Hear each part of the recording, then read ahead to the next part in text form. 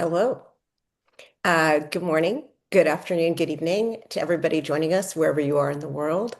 I'm Sofia Gruskin, and on behalf of the Institute on Inequalities and Global Health at USC, it's my great pleasure to welcome you to From Peril to Promise, Young People's Sexual Health and Rights in a Shifting World. We're really thrilled you're all joining today. And with no bias on my end, I think it's going to be a really insightful 90 minutes. I don't think I'm telling anybody here. We're convening today at a critical moment. We're focusing specifically first on the peril part of the title in terms of sexual and reproductive health and rights. But frankly, sadly, it's a critical moment for so many of the issues we all work on: human rights, democratic norms. All of that is, can I be polite, under increasing strain. But specifically around the globe, sexual and reproductive health and rights, and even more specifically, the sexual and reproductive health and rights of young people, have never been more contested. And in this moment of profound regression and challenge, we see hard-won progress just being systematically dismantled. And what's often the case here is young people are the ones who are bearing the brunt of this impact. Around the globe, you see young people facing growing attacks and restrictions on their bodily autonomy, on their access to essential health services, and on their fundamental human rights to privacy, to information, to non-discrimination, you name it. And, this isn't just a setback. As many of us have said, it's both a human rights crisis and a public health crisis. And I don't want to be alarmist, but it potentially has impacts on the health, the dignity, the futures of multiple generations and for decades to come. And also, just to be clear, it's true for those of us here in the US, but for those folks who are not in the US, all of this is happening around the world, and it directly is affecting young people. And what I guess I want to say up front is that the threats are not just abstract, they're calculated, and importantly to stress, well-funded. And they're happening every moment that we're living. So that was the peril part of the title. In terms of the promise part, there is this promise of resilience, there's this promise of collaboration, and there's this promise of collective action. And really, it's that spirit that's guided our work at IIGH, and specifically on the project, which really gave a jump start to the event that we're doing together today. So 3 years ago this month, we launched the Global Initiative on Young People's Sexual Rights and Health with generous funding from our partners at the company Reckitt. So at that time, we envisioned a multi-pronged approach to support and improve the sexual health and rights of young people in moments of direct attack. And for that, that meant developing educational programs to equip young people to successfully advocate on these issues, designing and deploying new research studies to explore the associations between sexual rights, sexual health, and sexual pleasure for young people, and convening and engaging with partners at the local, the national, the global level where policy is shaped, so that we could strategize together using the research and educational work as a part of how we determine how best to move forward. And honestly, at this point, simply holding the line is, I think, as far as we're trying to get. But with us throughout this adventure have been our partners at the University of Sao Paulo in Brazil.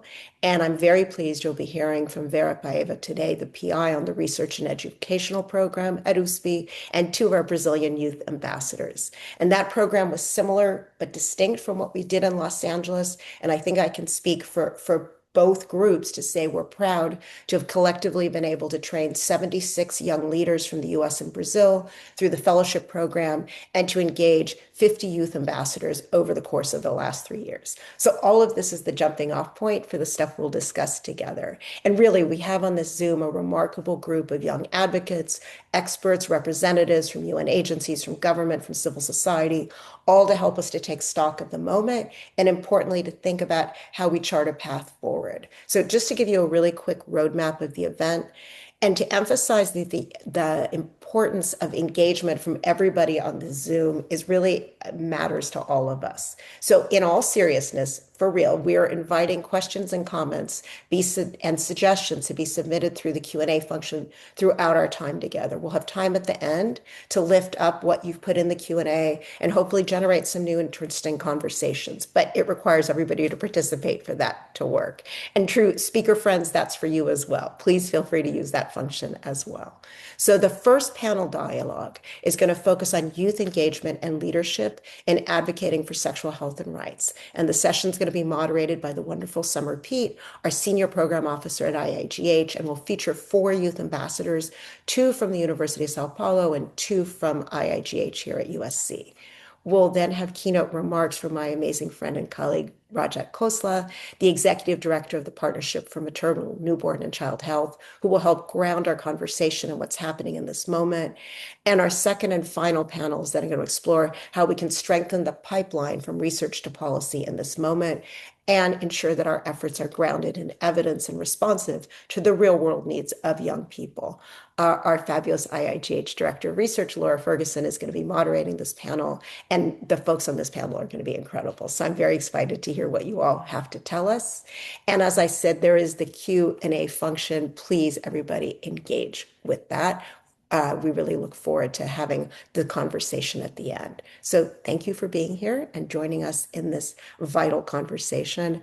So before I hand it over to Summer to moderate our first panel, I'm really excited to show you this short video that marks 3 years of the Global Initiative on Young People's Sexual Rights and Health. And I'm serious that I really love this video. I think it gives you a view into some, certainly not all, but some of the incredible individuals, the students, the researchers, the staff, the partners who've been part of this work with us from the beginning. So sit back, enjoy, and let's get started.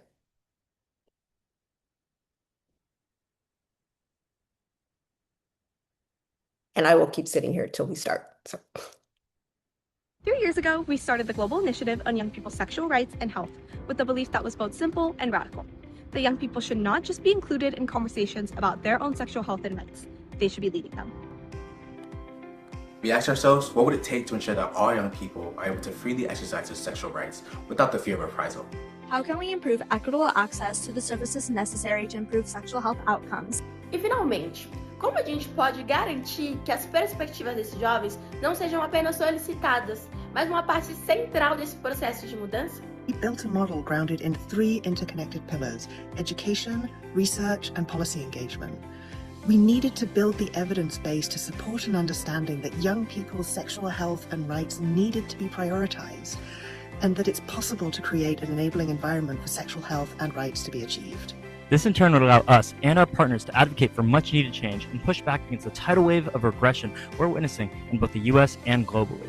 All 3 pillars focused on amplifying youth voices and expertise, but none more so than our fellowships in the US and in Brazil.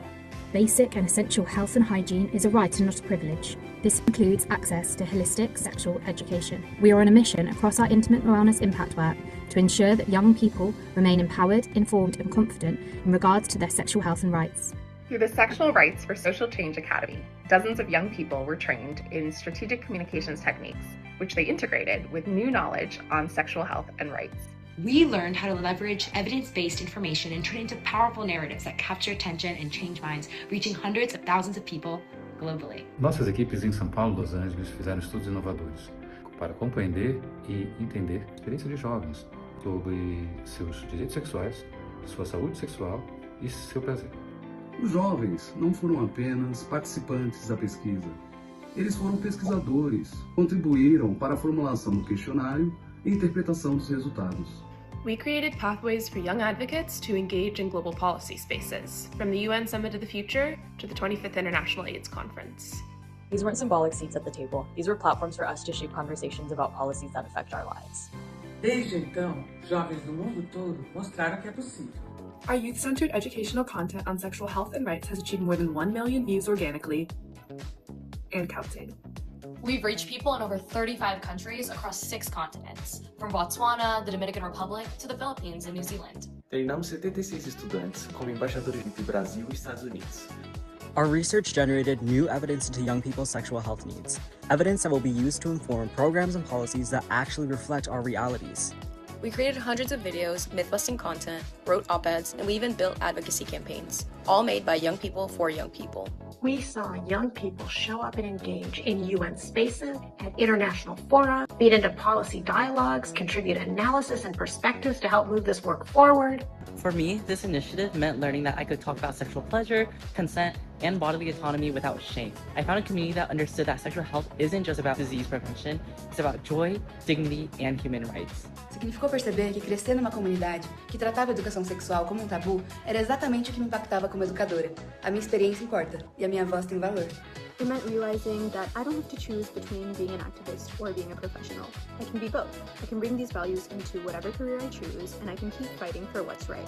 Being a part of real research and advocacy efforts, not just learning about them, but actually doing them, showed me that young people belong in knowledge creation. Our voices and perspectives are essential. O projeto mostrou que quando a gente investe em jovens de forma significativa, não apenas incluindo, mas fornecendo recursos e plataformas, eles não só atendem às nossas expectativas, como as superam de formas que nós jamais imaginaríamos.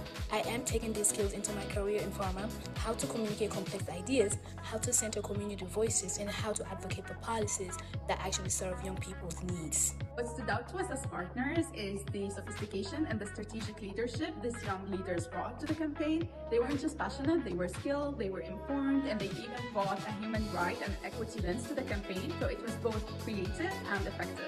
Estou levando essas conexões para o meu trabalho de advocacy e luta por direitos. I'm taking the courage to keep having hard conversations. Jovens não estão apenas formados para lidar a política de saúde global. Eles já estão liderando. O trabalho deles já está modificando e transformando comunidades, políticas e vidas. Scaling innovative training methods. Pushing back against repression. Harnessing digital platforms for good. Garantindo que todos esses jovens possam exercer seus direitos sexuais. Building a coalition of committed partners. Bringing young people directly into the conversation. Creating content that meets young people where they are. Transformando linguajares sobre saúde sexual e direitos. Proving that youth leadership isn't the future. It's now.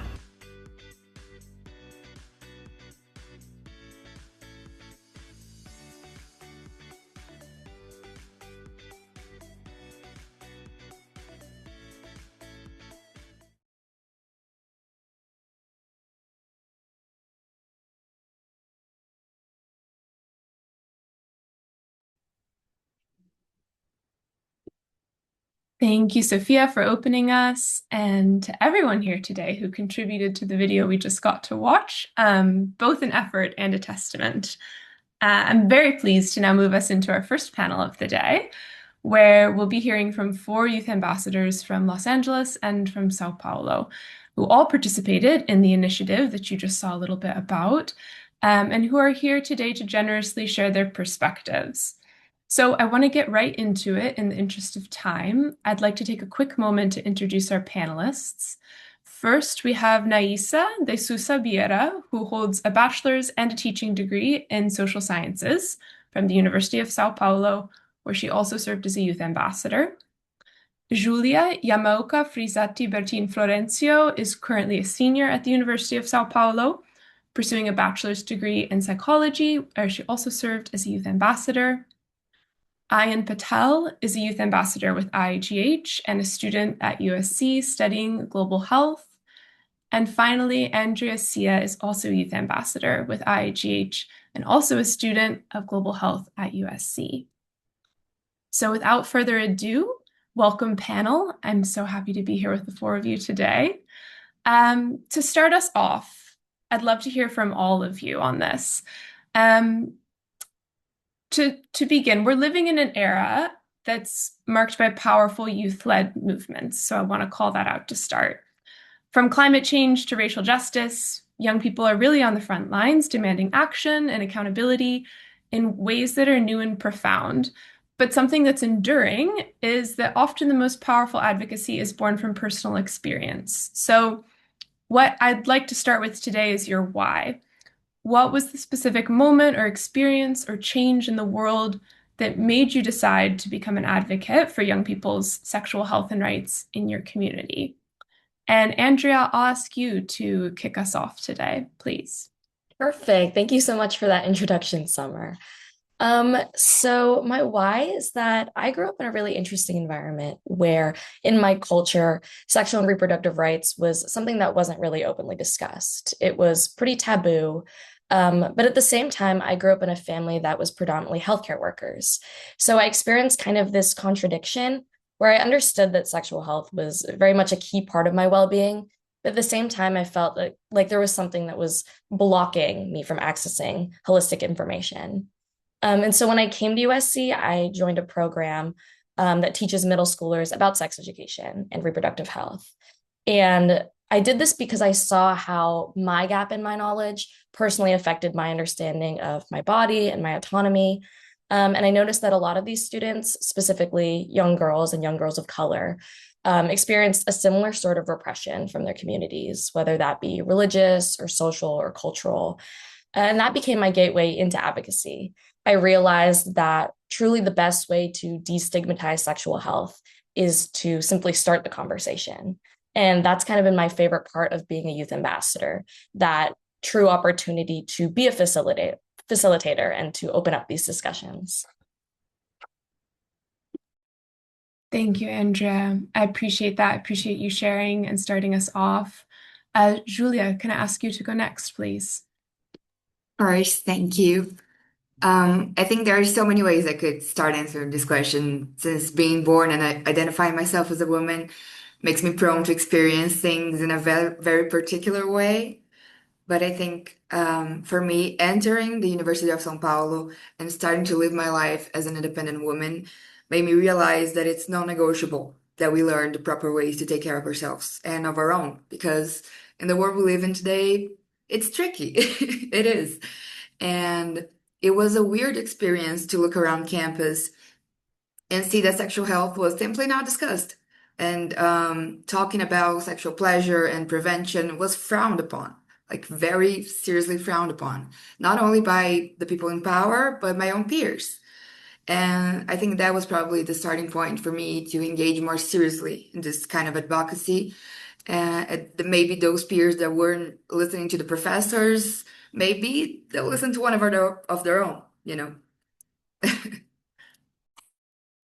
Thanks, Julia. And I'm excited to hear a little bit more from you later on today about what's been effective in working with your peers to try to address this on campus specifically. So hopefully we can get to that. Naisa, can I go to you next? Of course, thank you. So, since I started college, I've been interested in the field of anthropology that focuses on gender and sexuality. So, in my third year, I joined a research project where I work directly with public school students in São Paulo. And we are talking about STI prevention, HIV prevention, and unplanned pregnancy, as well as sexual and reproductive health and rights. So we held prevention workshops and discussion circle on consent, health, and other topics. So that's when I began to experience more deeply how the lack of rights and information affected this young population. And this also made me reflect on how I had been affected by this lack of rights and information, or how my peers were affected as well, and how programs like the one that I was involved in at the time, or this one that we've developed here at the University of São Paulo and you guys at the USC could have changed my life experience and that of so many other young people. So I think that was the experience that gave me the greatest desire to become an advocate for youth, sexual health, and rights in my community. Thank you. Thank you, Naisa. And Ian, I'll ask you to round us off by telling us a bit about your why. Yeah, as much as I would love to say that I had a specific why moment, I really don't think that was the case. On the other hand, a lot of my family, both my parents are doctors, so my mom's a high-risk MFM who's really been impacted by cuts like Roe v. Wade, and attacks on abortion, as well as my dad, who is a endocrinologist, so he works with gender affirming care and things like that. It's kind of become just a lifelong passion and something I've really seen on the front lines with healthcare providers. I think I couldn't really put the words to it, the SRHR word even, to this passion until really working with the fellowship. So I feel like being a youth ambassador has really helped me hone this passion. And at the same time, I have a community of people around me who are really impacted by SRHR attacks. And that's just gotten me all the more engaged in this work and really shown me how important it is to make sure that we can support everyone, regardless of gender identity or access. Yeah. Thanks, Ian. I resonate with that, with not having a specific moment, but I appreciate hearing a little bit more about the arc and the journey for you. And of course, like to hear that the Youth Ambassador Program is a part of that. And it's been great to be on that journey together. So what I'd like to kind of discuss with you all now is that I think it can be really easy to focus on only the threats. But progress is still happening, and it's often at the grassroots level. And it's driven by an incredible creativity and resilience. I can think of a lot of examples we could talk about today from our work together. But I want to emphasize that it's really vital that we can learn from these wins, no matter how big or small they are. So, over the time that each of you has been engaged as youth ambassadors and as fellows before that, I'm wondering if you could speak to one specific successful strategy or project that you were a part of. I'm curious, how did it feel effective to you? What did you learn from it or take away that perhaps can be relevant to future work or as a lesson you want to share with the audience here today? Ian, can I actually go back to you to start this one for us? Yeah, sure. I feel like one project that really felt uh, important to me was the PMNCH project Andrea and I worked on over the summer during our fellowship time. I feel like it was really effective for a multitude of reasons, like the mentorship and feedback that we got, both from Summer, Mylin, Ada, a lot of people that I can shout out right now, as well as a great partner organization that helped us further hone our message and gave us both direction and creative liberty to create unique solutions as young people. And I feel like that's something that the fellowship did really well as well. Really let us use our differing backgrounds, which was another thing that really made it successful. How we had people from very different backgrounds in the best way possible who could come up with really brand new ideas that I had never thought of. And hopefully, maybe Andrea can attest to this. I came with some new ideas as well. And I think the experience taught me a magnitude of skills that I can take to my future work, like strategic messaging tactics, how to engage youth to become advocates, and how to create a concrete and actionable strategy that can enact change, like genuine change that is concrete. So, both about the skills, but also about sort of having a flexible framework that allows everyone who's participating to bring their unique skills and abilities to the table, I think, if I'm understanding you right. Yeah, and Andrea, you were on that same team as Ian. I'm wondering if you want to build on that, or if you have something else that you want to speak to specifically. Yeah, of course, me and Ian had an amazing time working with PMNCH and making that campaign. I obviously felt a lot of success in that project, but I wanted to talk about something a little bit different. A project that kind of stood out to me as I was thinking about this was that we did something called our monthly Mythbuster video, where our objective was to challenge a common myth or misconception about reproductive health. And I used a lot of the skills I learned in our PMNCH campaign, such as I talked about strategic messaging and understanding our audience. And so me and my partner, Lila, we chose to address the myth that abortion causes future infertility. And so in our video, we discussed how many of these abortion myths originate from crisis pregnancy centers and how evidence-based research contradicts all of these myths. Throughout this process, we conducted our own literature review and provided factual stats and information in our video to support the fact that we use the language that abortion is a safe, studied, and common medical procedure. And kind of why I consider this such a win is that our video got 200,000 views on TikTok, which I mean, it's interesting to put that number to a success because you can kind of picture 200,000 people in a room and you're like, wow, I reached, all of these people. And so Lila and I were really blown away by the amount of engagement. Something that stood out to me was the comment section. We had many individuals talking about their own personal experiences with abortion misinformation and crisis pregnancy centers. And so in that video, it felt like we really built like a small community and a discussion forum, just simply based on, something creative we put together. And this reminded me that people want to stay engaged in sexual and reproductive health.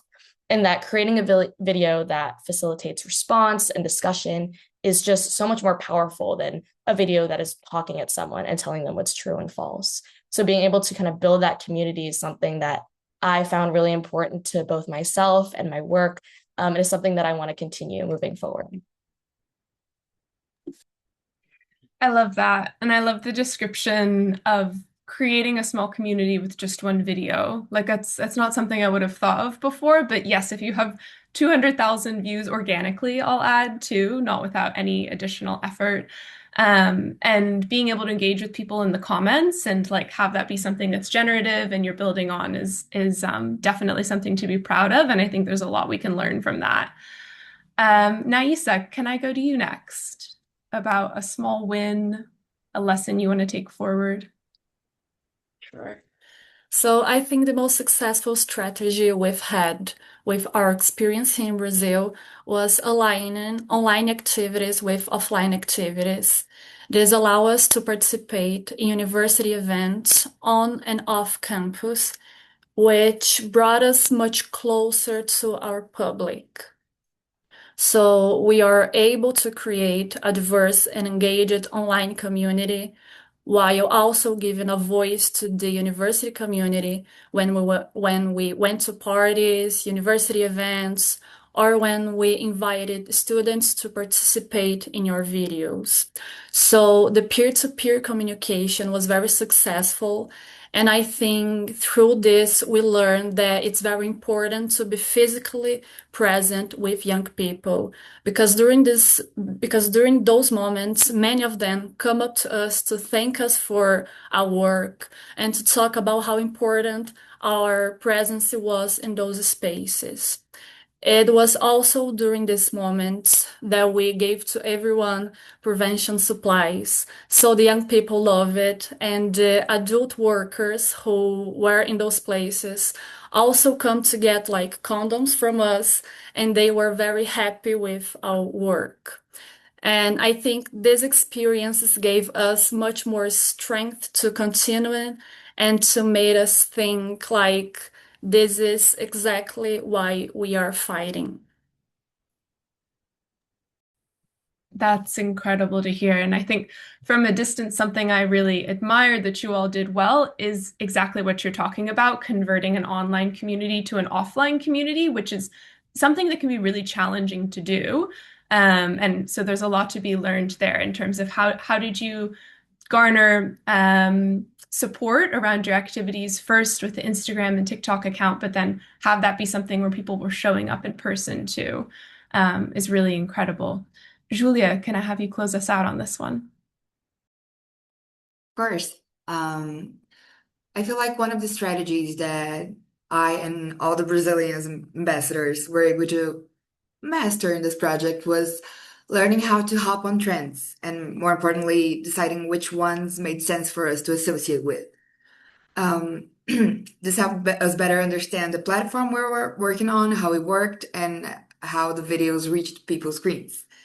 And what I mean by that is that TikTok is a fast-moving platform, and the videos spread quickly based on engagement. Its its algorithm makes trends rise and fade in just a few days or even a few hours.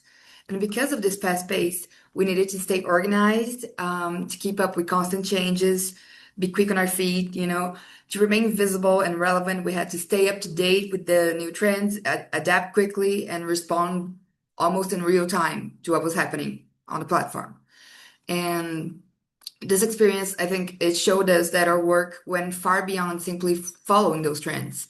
It requires understanding the rhythm of the platform, recognizing what resonates with our audience, with our peers, and knowing how to act quickly while still being intentional. In the end, I think the process taught us the importance of balancing agility with authenticity. That trends move fast, but meaningful engagement only happens when the content feels genuine and still aligned with our message. So I think that's one of the biggest lessons that the project made me realize. Thank you for that. Yeah, and the communications specialist in me likes to hear that. And in terms of balancing authenticity with capturing the moment and ensuring that what you're putting forward is rigorous and evidence-based. It's a hard balance to strike, but I encourage everyone on this call to check out the accounts, and maybe we can share them in the chat as well for a really good example of this in action. Nice, I'm going to come back to you first for this next question. I'd like to ask you to reflect a little bit in light of really just the challenging political landscape in recent years in the United States. There's been a coordinated rollback of sexual and reproductive health and rights in Brazil, really intense political polarization, which has impacted social programs. So I know for all of us here, these are far from abstract threats. What I'm interested is, from your perspective as young leaders, what is the single biggest barrier to advancing sexual health and rights for young people in your specific community? And then if you like to expand beyond it in your country right now. So Nais, I'll go to you first for this. Yeah, so the first thing that comes to my mind is the rise of movements like the Red Pill. I believe that this political polarization, coupled with the rise of the far right that we've seen in US and in Brazil, creates a space for misogynistic movements that unfortunately have attracted many young people, especially boys. Furthermore, these movements have managed to dominate digital media in a very well organized way. And that's why I believe initiatives like ours are so important, that it's why we need more projects like this, competing for space against these narratives and promoting the sexual health and rights for young people in a way that distances them from these conservative discourses, while also empower them, and women in particular, because as we know, we are the primary target of these discourses and this attempt to control bodies and lives in general. Yeah, thank you for raising that, and point well taken. And I'm hoping that's something we can talk more about today and maybe carry over into some of the other panels. Julia, do you want to come in and build? I'd love to. And I feel like I'm gonna take the same route that Naisa took with this one. And I don't know if you noticed or if it's a common thing to hear in the US or anywhere outside Brazil, but here we often hear the phrase, if something happened in the States, give it 2 years. It's gonna happen here next. And it would be funny if it wasn't tragic, really. What happened to Trump in his first term was very much what happened to Bolsonaro in 2018. You guys had January 6th, and 2 years later, you guessed it, we had January 8th. And to be honest, I do not see this as a coincidence. It shows how these types of coordinated waves of social and political conservatism feed off of each other and how they function, how these movements, like the Red Pill one that Naisa just talked about, they are building a certain type of tolerance in society that makes it even easier to movements like this to rise. To me, I think that is one of the biggest barriers that we have to fight right now. Thank you, Julia. Yeah, there's a lot more we could discuss there than we have time for. Ian, I'm wondering if you want to come in and if there's any parallels you want to draw in terms of what you're seeing as a barrier right now in your community or more broadly in the US. Yeah, well, I actually had basically the same speech written out. I was going to talk about political polarization, and I was even going to bring in the example of like the manosphere that's been developing. But I can also talk about the internet more generally, which is ironic. I feel like the culture wars in the US are being perpetuated by the internet and the general shift towards right-wing leadership around the world. For example, things like CSE are like should not be political issues, but they constantly build as such. And this is again perpetrated through the internet and groups that are really well organized to fight against these broader SRHR topics. So ironically, I feel that us as young people can fight back, and I guess just the SRHR supporting community in general, if that's a term.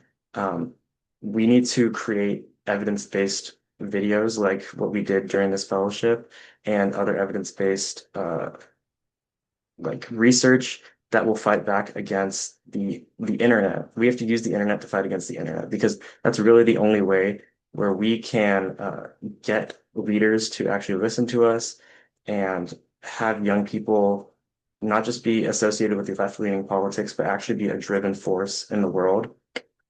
I believe that young people need to band together, be it generally on SRHR topics or just as a push to get voting even, in order to ensure that youth voices can be heard on both the international and national stages. So I think what the USP fellows said really hit the nail on the head and yeah, took the words out of my mouth. No, but I like that there's even if we didn't do any coordination here in advance, like similar threads that everyone's picking up on. And hopefully we can carry some of this over to the research to policy focus panel too, because I think part of the question or the subtext that I'm hearing be lifted up is also how can we be more coordinated? Where can we look for ways to be coming together and like strategizing together in terms of how we like leverage this content that you're creating online and be more coordinated in that effort. Andrea, I'll go to you, please, to close us out on this question. Yeah, I very much agree with what everyone said. I think, yes, like in the digital age, there's a lot of opportunity for overt misinformation and all of these political forces. But I think something that I've been picking up as I, scroll through social media and I check out these posts is the simplification of a lot of these big topics regarding sexual and reproductive health.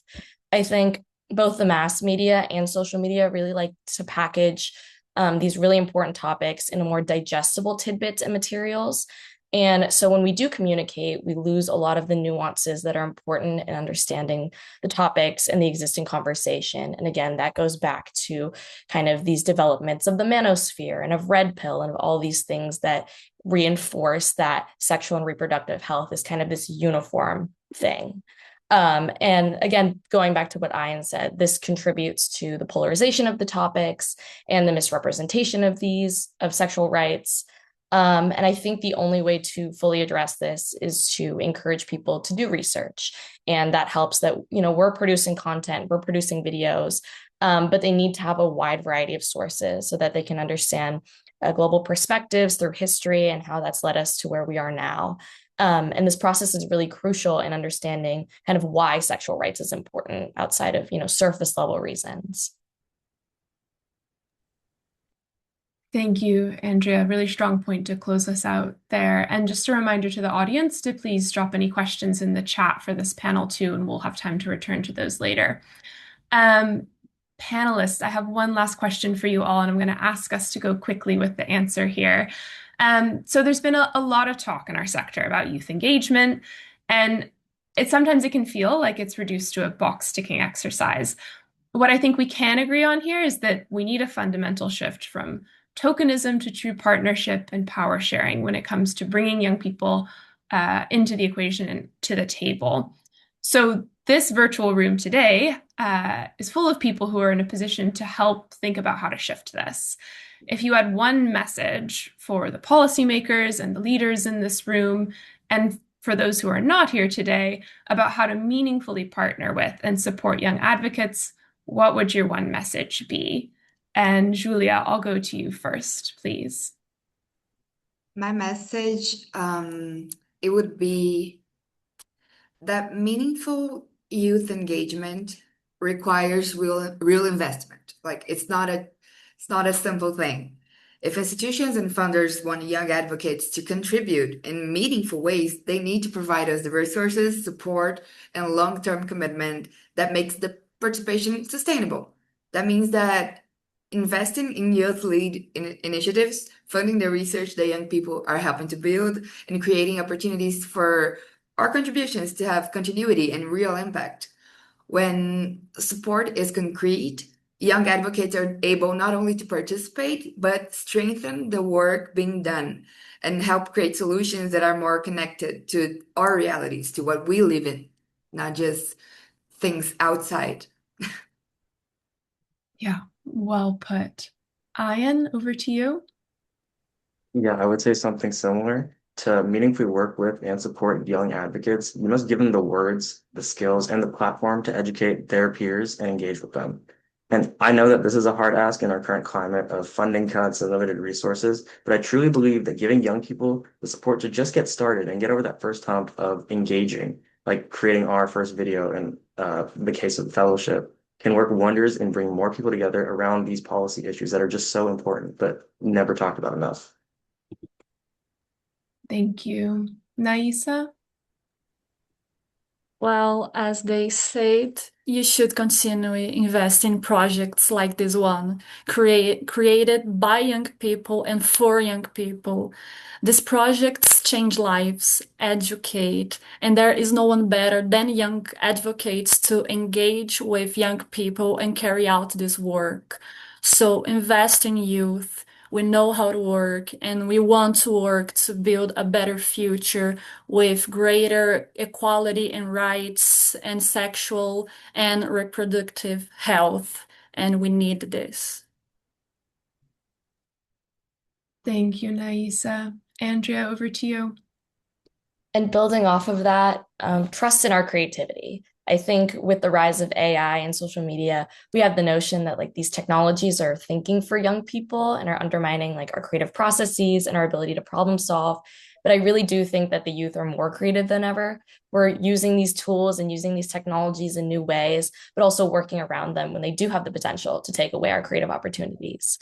So really trust in our ideas. You know, we're familiar with all the resources at hand and we know how to best use them. Thank you, Andrea, and thank you all of our panelists. It's been really incredible hearing from the four of you today, and I wish we had more time to go into depth on all the things that we started to talk about. Hopefully we can pick up on some of the threads in the next panel in the Q&A. A reminder to our audience to please put any questions for these wonderful panelists into the chat, and we'll come back to them.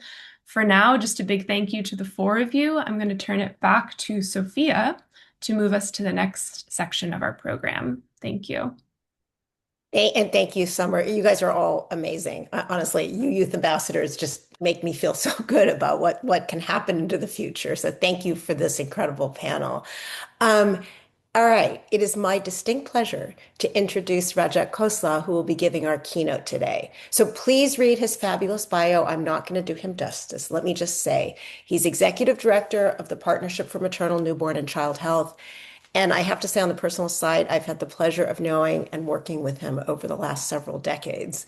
And he's not only a visionary leader, but he's eminently sensible.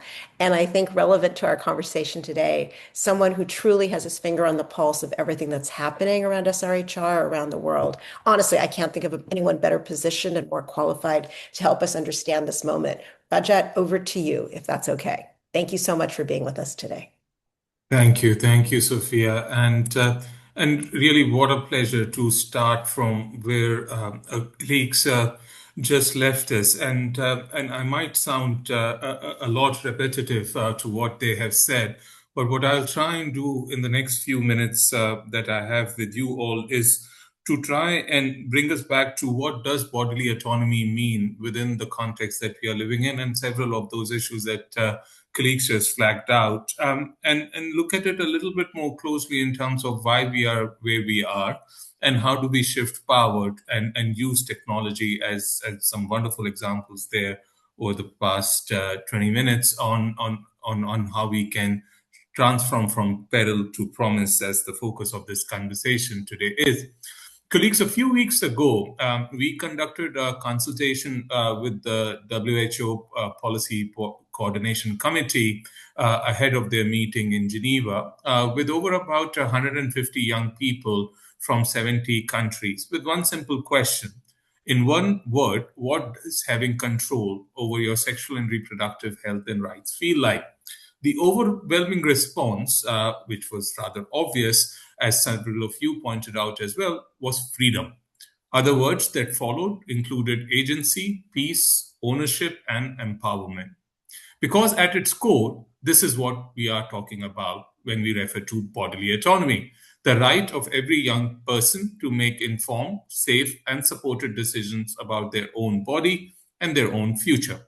However, on the other end, when we ask them about the threats to young people's sexual reproductive health and rights, more than 26% of the respondents from about 780 young people who had registered noted misinformation, disinformation, or a lack of accurate information, as well as stigma, taboo, and cultural norms as the key concerns. In their opinion, what is missing from efforts today is meaningful adolescent and youth engagement and comprehensive sexuality education.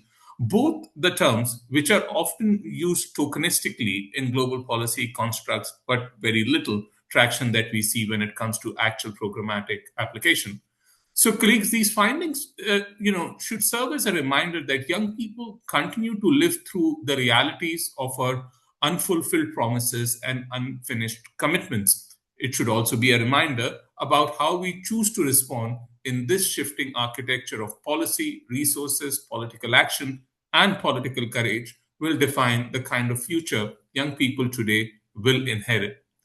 The world is in constant motion, and I don't want to simplify the challenges that we are confronted with. But what is important is that we are not necessarily moving forward. We are meeting at an extraordinary time where the world has just emerged from COVID-19 to only be thrown into a time where the architecture of rights that previous generations fought to construct is under simultaneous and coordinated siege and in multiple ways, not just within the policy shift that we are witnessing within the United States, but also the kind of policy schisms that are happening around the world and in multiple forms and shapes. We are looking at access to safe abortion being rolled back, comprehensive sexuality education being defunded or banned, contraceptive access remains unequal, and child marriage continues to persist in multiple countries around the world. And we are also seeing marginalized, vulnerable groups who have been, worse affected than ever before with the onset of numerous conflict. And what is being contested fundamentally within these multiple shifts that we are seeing about is bodily autonomy. Who has the power to decide? Whose choices and what choices are considered valid? There is no doubt that young people, particularly in low and middle income countries, are paying a hefty price.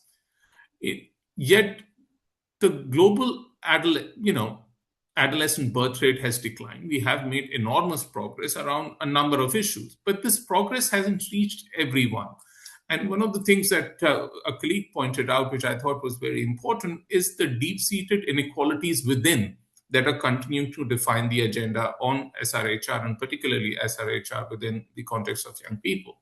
Inequalities by income, education, geography continues to persist. And with growing political pushback on rights, many young people, especially girls, remain invisible and left behind. You know the data, but just to catch on a few of those ones, every year, 21 million adolescent girls in low and middle income countries become pregnant, according to the World Health Organization. And globally, 1 in 5 girls is formally married or in informal union before reaching the age of 18.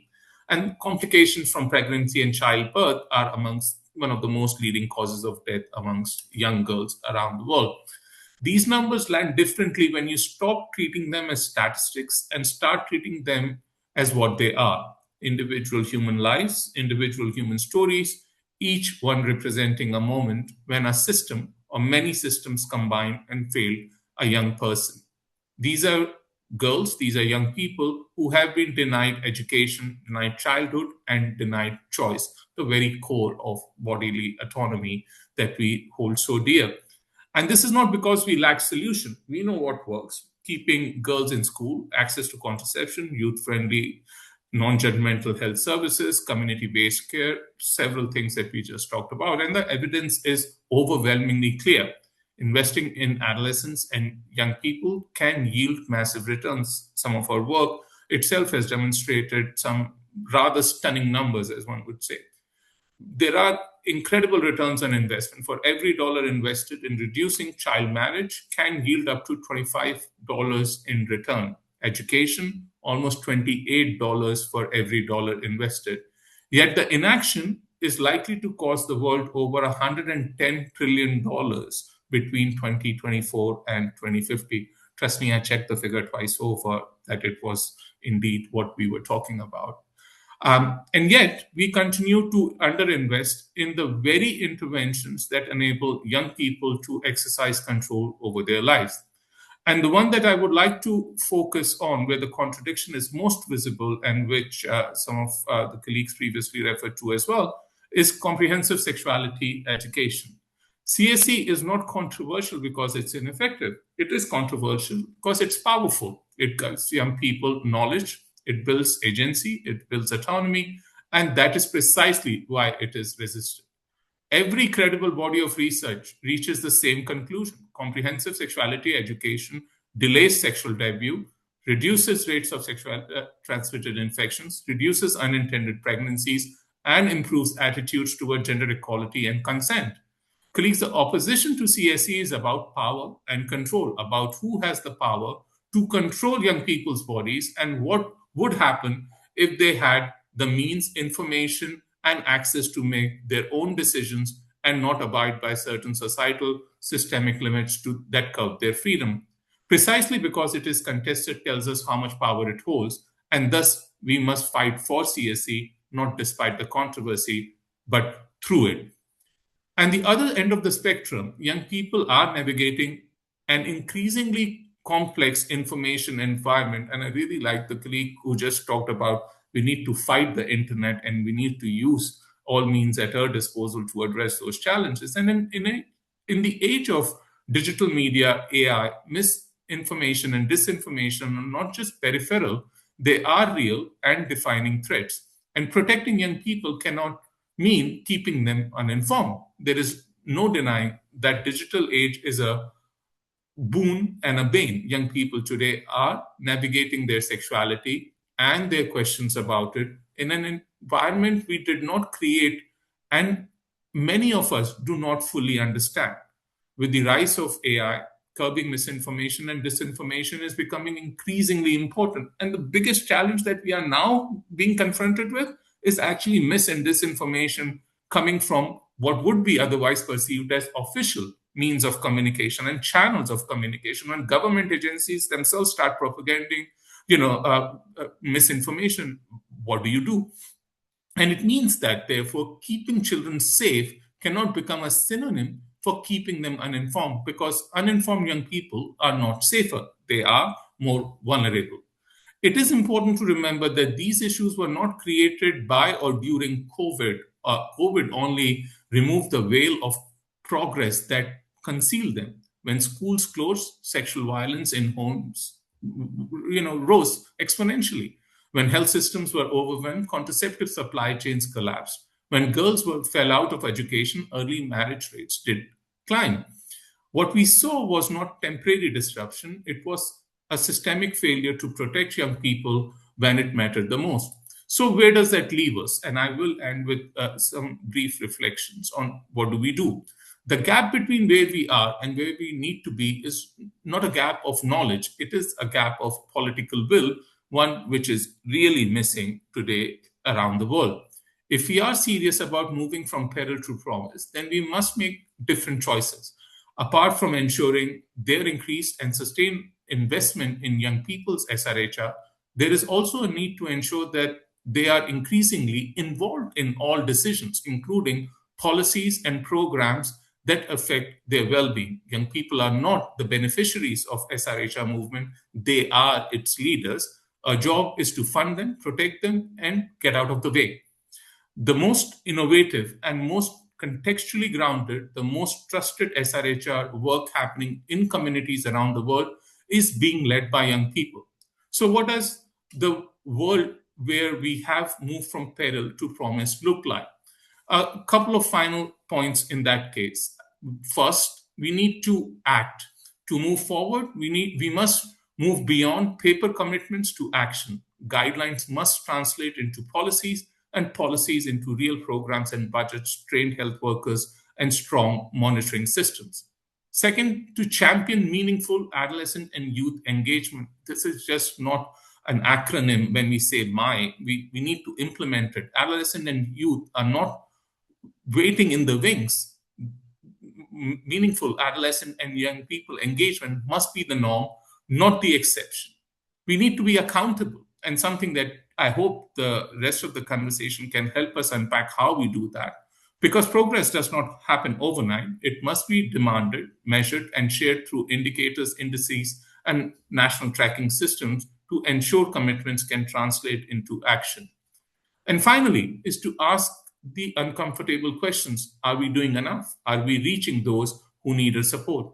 Our job today in this conversation, in our organizations, in governments that we are working with, and our funding decisions is to make sure that when they do look back at what we did, they can say those people understood what was at stake and they chose to act. From peril to promise is not just a journey that happens to us, it's a journey we chose.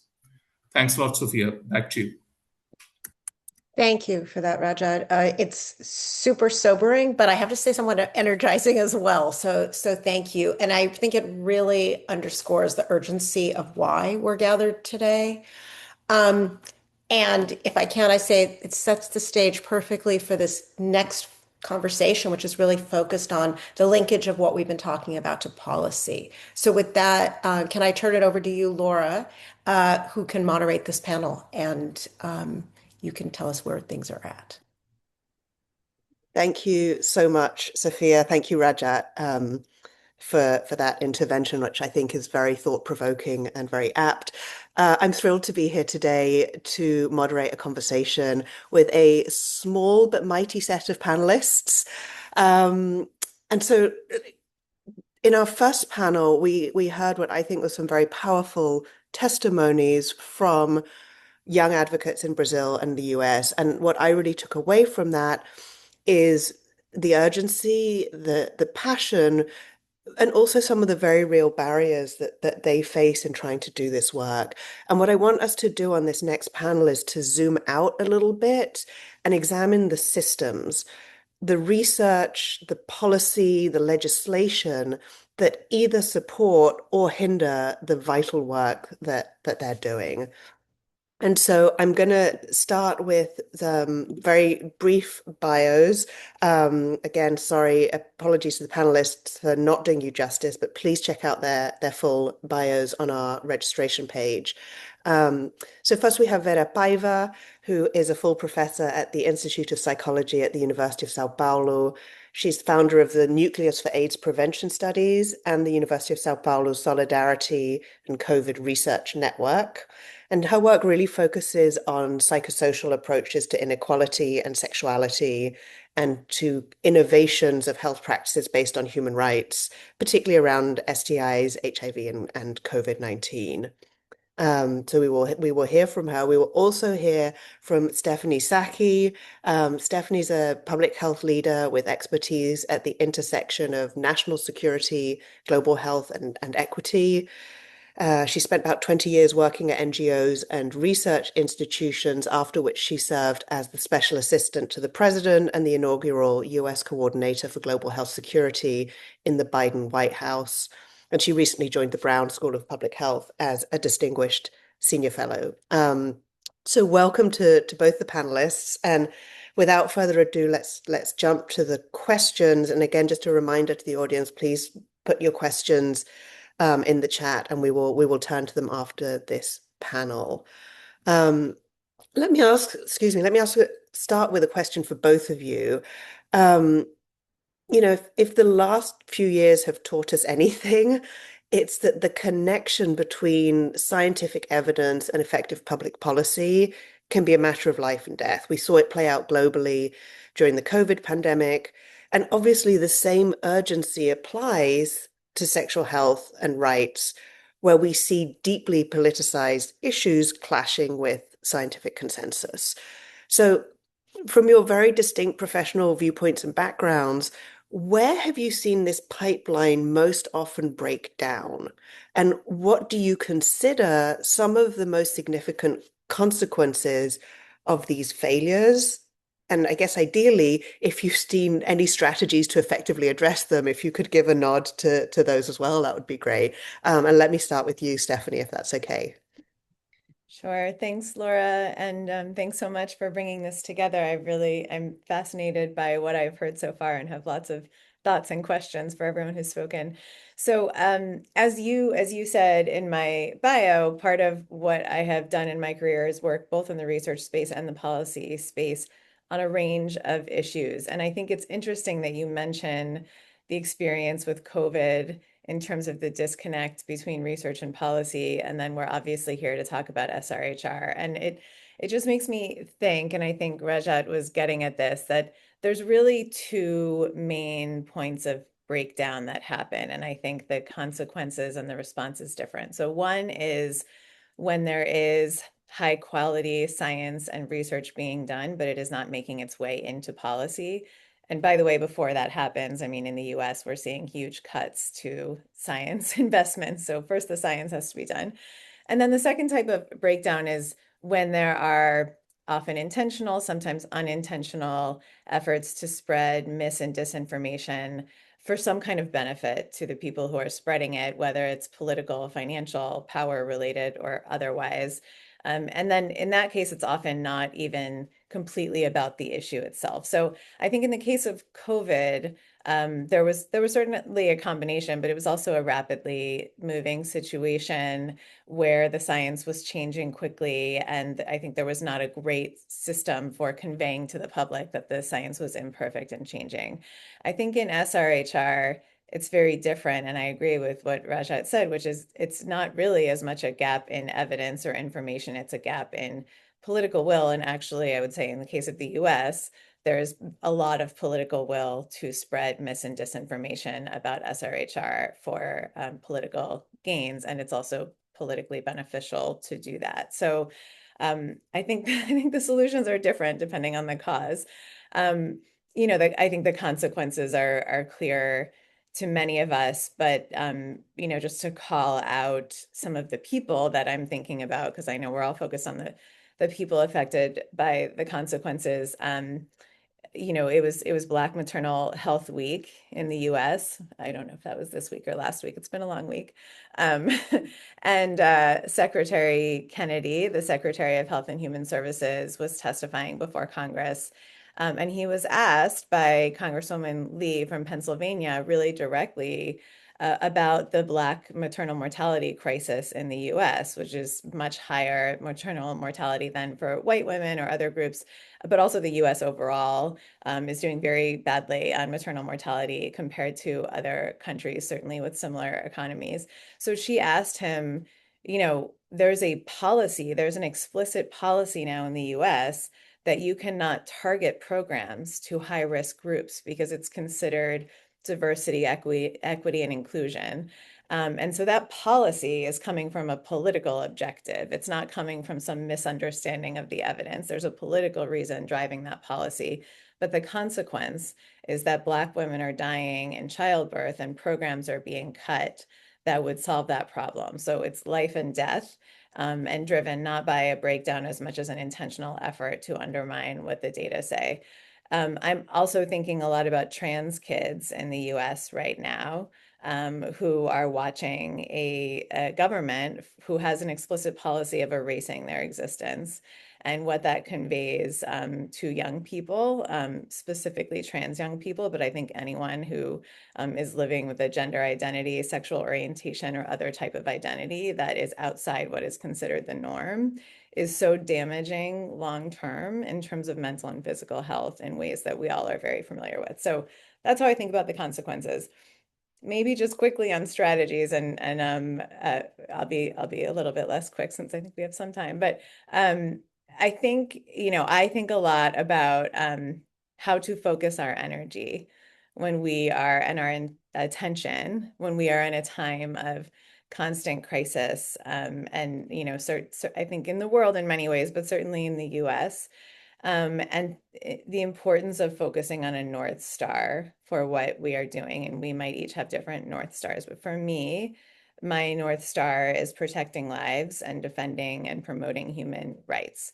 So when I see a headline or when I hear that somebody made a statement or I see something crazy going on, I need to remind myself to come back to those North Stars and focus on what matters to achieve those goals and try to, ignore the rest of it, knowing that other people will tackle based on their North Star.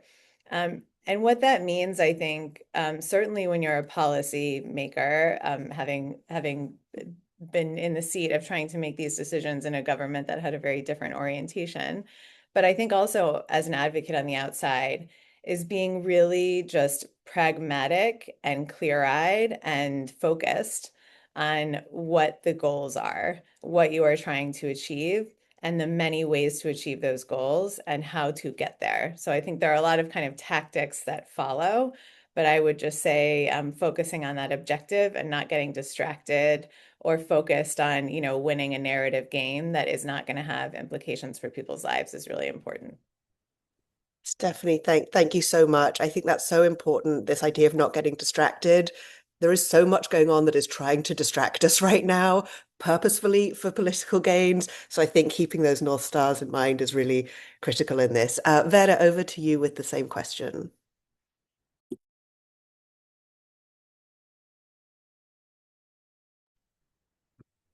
Can you hear me? Okay. So thank you for having me, and being here has been a very stimulating moment in our minds and practices. Everybody who talked before me stressed the potential mismatch between the academic work and policymakers, that all that has a social historical context.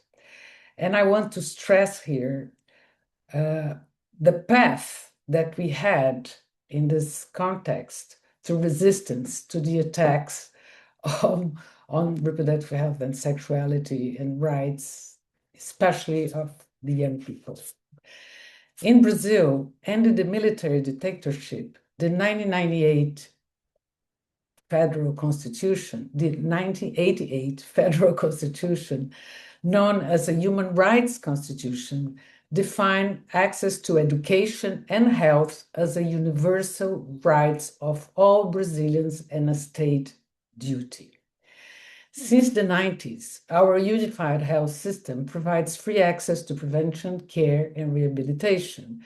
And our around 200 public universities, meaning no-cost universities, have to play a role in public policy development and evaluation. These circumstances structure our evidence-based response to sanitary crisis. So during the COVID emergency, for example, Bolsonaro, an anti-human rights and denialist elected president, could not stop local governments and territorial communities' response. Young people's voices at the moment and actions, as always, have been crucial. Another Brazilian asset, the phrase dialogical Brazilian pedagogy, once again contributed to our frame or our put in place the participatory prevention education by using real scenes of exposure and scenarios of exposure. The students in our project has collected that could even show very clearly the impact of this setback and reactionary political context. Students in our projects invested in community knowledge, reinforcing people's interactions with local health unities. And this is very typical of our Brazilian context. We have that in every territory, aiming at their peers, but also their families and neighbors living in impoverished territories. The use of social media assets and innovative formats to share syndemic and prevention update recommendations has been a key youth contribution. And the global initiative offers our youth-based community a precious opportunity that I want to stress.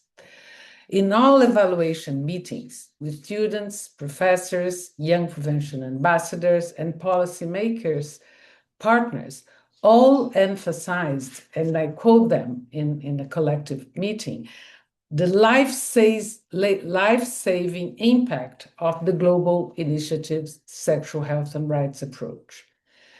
That had included, as the students already mentioned and stressed, joy and pleasure.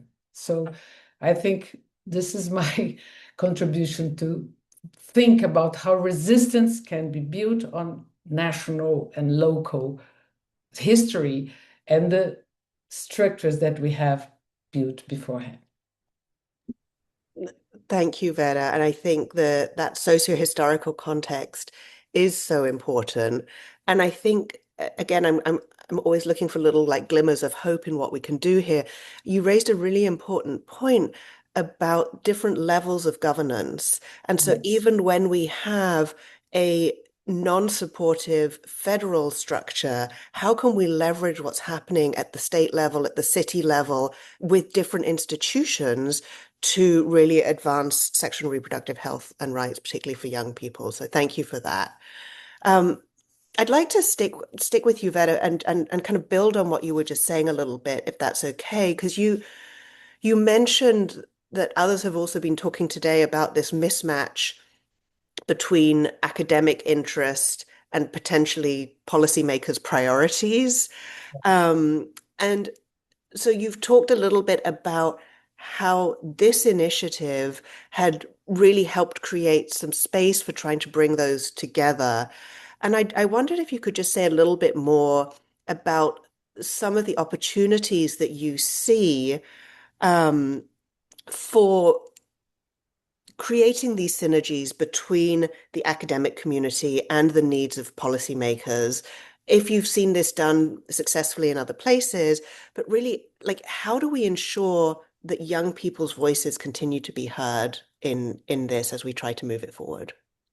Yes, I think that's what I wanted to stress is the participatory approach, meaning listening really to their voices and make them, as you saw here with the panelists, with the young panelists who were talking about their work, they are happy and quickly into this challenge together with us.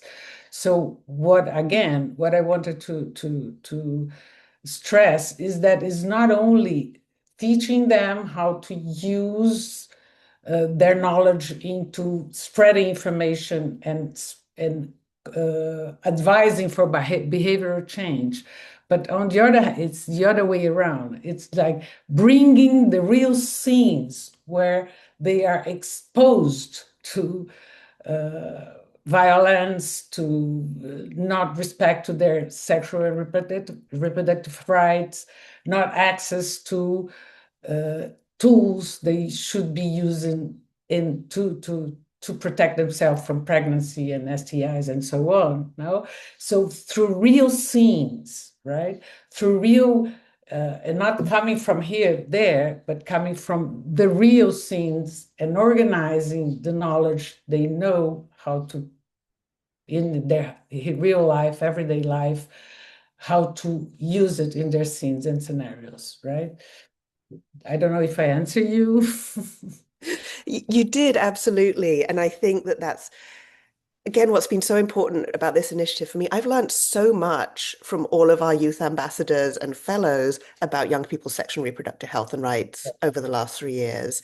And seeing what they've done as researchers, as content developers, even in these global policy spaces where we've taken youth ambassadors with us, their engagement in those, it's really been mind-blowing for me. And so I think you're right that that's something we really, I think traditionally have undervalued the contributions that young people bring.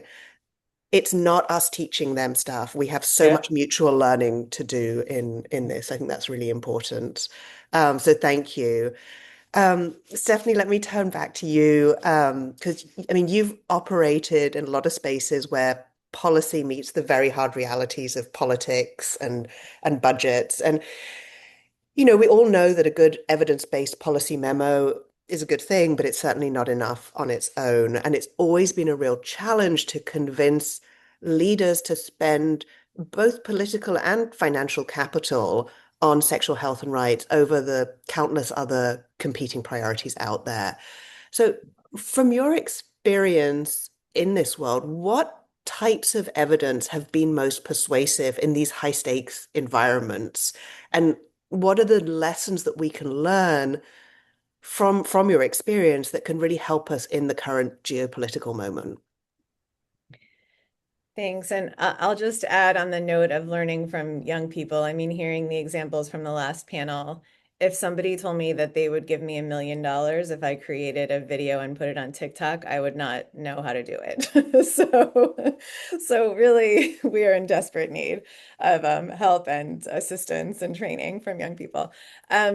So yeah, in terms of evidence, I think again, it's really important to distinguish between like the different types of audiences. So when I was in the White House in the Biden administration, our policy and goals were very clear, I think, at least, and tell me if you disagree, in terms of SRHR. There are disagreements always on the best strategy and tactics for achieving those goals. And I think that ultimately is where the disagreements were with advocates or other partners, but the policy and the priorities were the same. And so I would say one really just like practical piece of advice that I would often give advocates and others that we would meet with is we're on the same page in terms of what we're trying to achieve here. Don't spend half of the meeting making the case for why SRHR matters. I agree, I'm on board. How do we do it? So that's just a very practical. If your audience doesn't agree on the goals, but you can manage to have a meeting and a conversation with them, then it's a different conversation. And I think that one is more about maybe we don't agree on some parts of this agenda. Obviously, abortion is an issue that comes up frequently in terms of being very politically contentious. But are there other parts of the agenda that we do agree on and can work together on to build trust and build a relationship? And also, again, to save lives and protect human rights? Where we agree, where can we work together? So I think in both cases, evidence is important, but what the message is and what you're focusing on is a little bit different. And I would say that, one example that I think about a lot is I think it was called the Blueprint for Sexual and Reproductive Health and Rights or something like that, that IPPF or PPFA put together, one of the Planned Parenthood groups put together and gave the Biden administration, that basically started with, we all agree on what we're trying to do. Here are a bunch of actions. Here is who is empowered within your broad bureaucracy to take each action. And here are some alternatives if that one doesn't work. That is far and away the most effective way to get policymakers to do something. Be aware of what the decision-making timeline is, be aware of what each individual person or part of the bureaucracy is able to do. And this is the same point as the kind of state versus federal level. Make suggestions and present alternatives. Don't spend a lot of time banging your head on a wall when the answer is no, and it's not likely to change. That's a different advocacy tactic, but do it in parallel with other areas.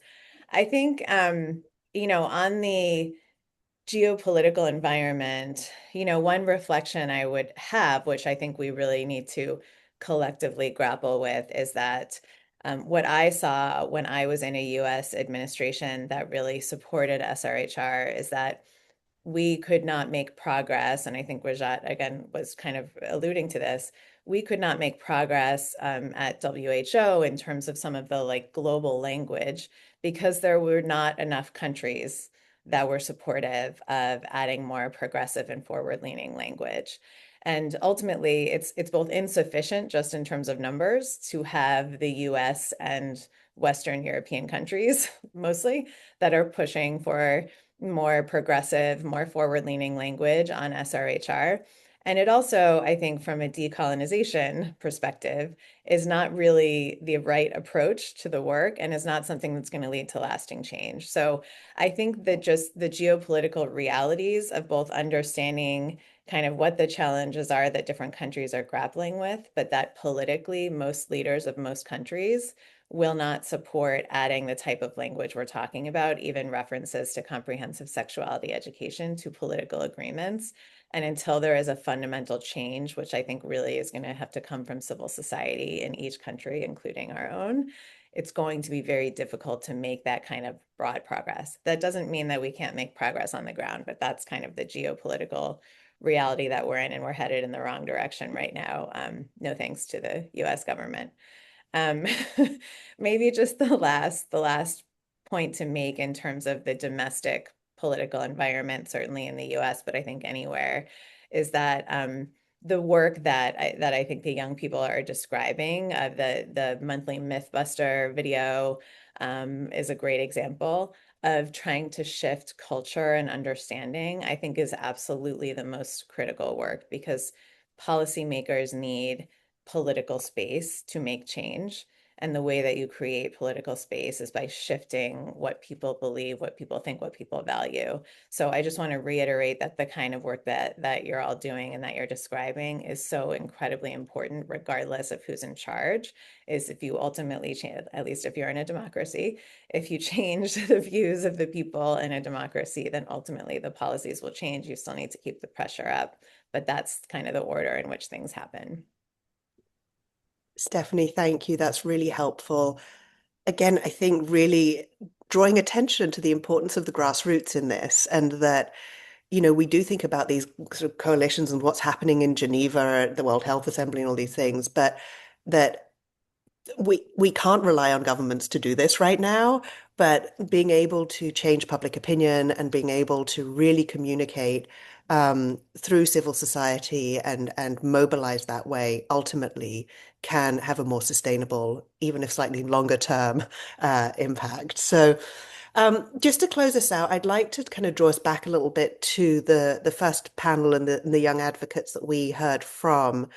And I'd just love to hear from each of you what the single thing is that you think you could do differently tomorrow to make the research to policy pipeline actually work for our youth ambassadors, for the millions of young people that they represent, for future generations. Like, what are the things that we need to be doing differently right now? And Stephanie, I'll start with you.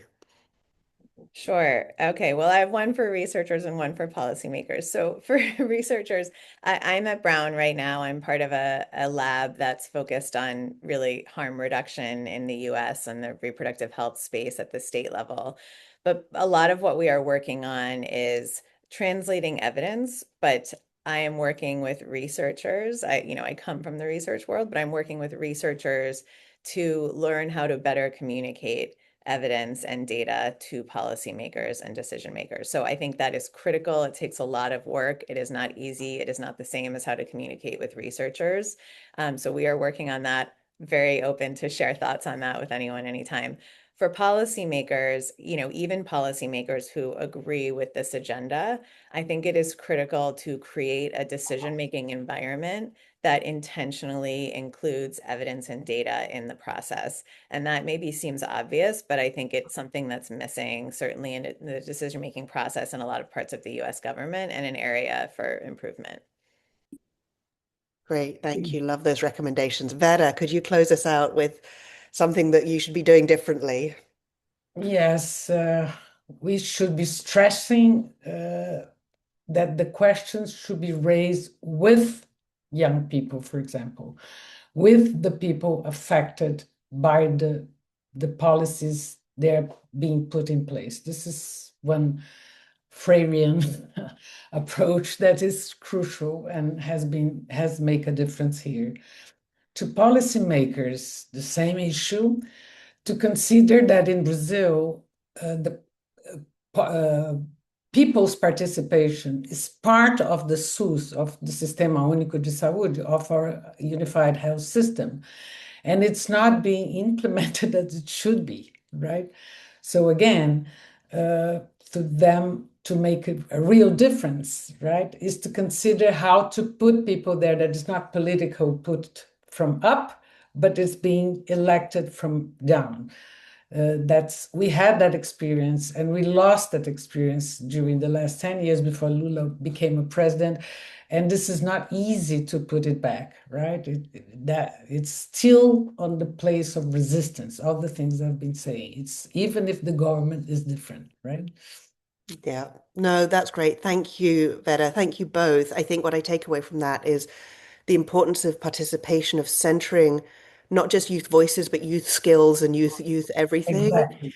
And also communication and knowing your audience and communicating differently based on who you're talking to and adopting different strategies that are appropriate to where you are and who you're with. So thank you both for all of those contributions. And with that, I will hand it back over to Sophia. Thank you. Thank you, Laura. And thank you to the panelists. And I just want to note actually quickly that one of our panelists could not join because he couldn't get through in terms of the internet communication. And when we were all very sad about it, but it gave us a chance to hear more from you both. So I thought that was great. I actually was so thrilled with this panel as it went. So look, we just have a couple of minutes. So what I wanted to do, there's a number of questions that have come in. So what I want to do is just suggest two specific questions and then open it up for anybody in the group who wants to respond, and then I will close us out. But I think they're both really useful for our conversation. And one has to do with messaging and really how is it that we think about knowing that adolescents need access to critical health information, to vaccines, to contraception, to those things. How do we actually make sure that that's a messaging that gets out, but that we balance that with parental rights in terms of their assumptions about what is in their adolescents' best interests? How do we get that messaging out to people? And the second kind of substantive question that I want to put out there is, how do we make space for meaningful engagements of adolescents? What are the processes, mechanisms? And it would be really good to hear from some of the young folks on this call about that. But others, just in general, how do we think about that? So one question which is very specific about messaging, and one question which is about meaningful participation. Can I ask specifically, just because your cameras are on first, Vera, Stephanie, any comments to that first and then to the ambassadors? Stephanie, great. Thank you for unmuting. I appreciate it. Just on parental consent, I mean, I was at a meeting last week with a bunch of researchers, lawyers, and clinicians who work on reproductive coercion. And one of the strongest messages that came out of that meeting was the physical and mental health risks of parental consent laws with regard to abortion. So I think just, I think there's, what does the evidence tell us in terms of what protects the health of adolescents? And then there's how to navigate the politics and the kind of policy environment. But I would say most parents want what's best for their children. So some of this is communicating what is going to be best for your children in a way that kind of recognizes and meets them where they are. Thank you. Appreciate that. Vera, anything to add to that? I will take silence as no, and then move to our youth ambassadors and your thoughts and reflections on basically meaningful engagement and what you think is basically the way to think about growing this to scale, but more generally, what resonates for young people. Thank you. Go ahead. Sorry. I could go first because I was really thinking about that question since it came in, and I've got a few things on my mind. I believe that establishing a bond of care, building a relationship based on mutual trust, connection, is a significant difference for what we do and their engagement. Here in University of São Paulo, we did a research with some adolescents from marginalized areas in São Paulo, and it became clear that if there wasn't a sense of belonging, if we didn't talk to them the way that they talk to us, nothing would happen. And more than that, I think I'll have to go back to what I said in our panel about long-term commitment and how the continuity is, I think, a key aspect of this kind of engagement that, in my eyes, it needs to last for it to work properly. So that was kind of the line that I was going. Great. Thank you. Anybody want to add to that? Okay. I will take that as speaking for us all in terms of helping us to be able to think. And I thank you both, Julia and Stephanie, for your responses to this. And, just a couple of words to close us out. I mean, this has been incredibly rich and moving. And I really just want to extend deepest gratitude to the panelists, all of you, to Rajat as our keynote speaker, and then to the IIGH staff who put this all together. And it's just been incredibly helpful, I think, in terms of listening, what it means to be able to think about advancing young people's sexual and reproductive health and rights beyond the silos we often find ourselves in. I think one of the things we've heard so much is all these very different perspectives. And really, we have to come together. And I was hearing folks really coming together. I mean, the reality is there is this very well-funded opposition that we're all facing, and we need an equally sophisticated and united response. So hopefully you see this event as a step in that direction, and that as a way to start thinking about what does partnership mean, and so we can move beyond disciplines, beyond sectors, beyond geographies, but also beyond ages, right? In terms of how we think about coming together.